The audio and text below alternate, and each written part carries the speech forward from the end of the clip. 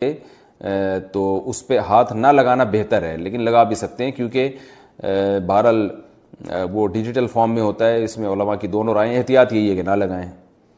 پڑھ سکتے ہیں، اس میں کوئی حرج نہیں ہے، موبائل کو اٹھا بھی سکتے ہیں. موبائل پر تلاوت کے آداب.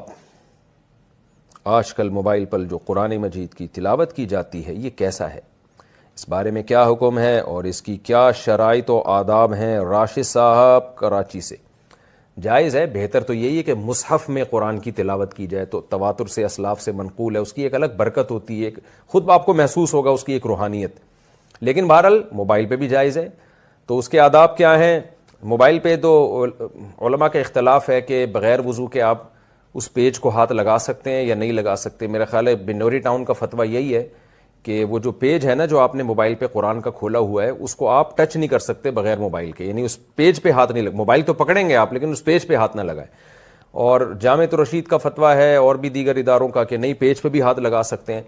تو یہ اختلاف ہے، جب محققین کا اور اہل حق کا اختلاف ہو جاتا ہے تو اس میں احتیاط یہی ہے کہ آپ کوشش کریں موبائل پر بھی باوضو ہی تلاوت کریں، بہتر یہی ہے.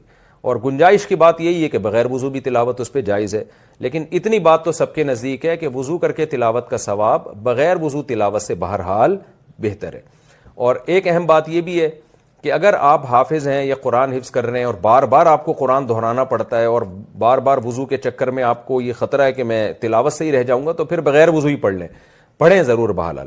باقی اور مزید آداب یہ ہیں کہ ایسے نہ پڑھا جائے، موبائل پہ تلاوت نہ کی جائے کہ جیسے کوئی ناول پڑھ رہے ہیں آپ.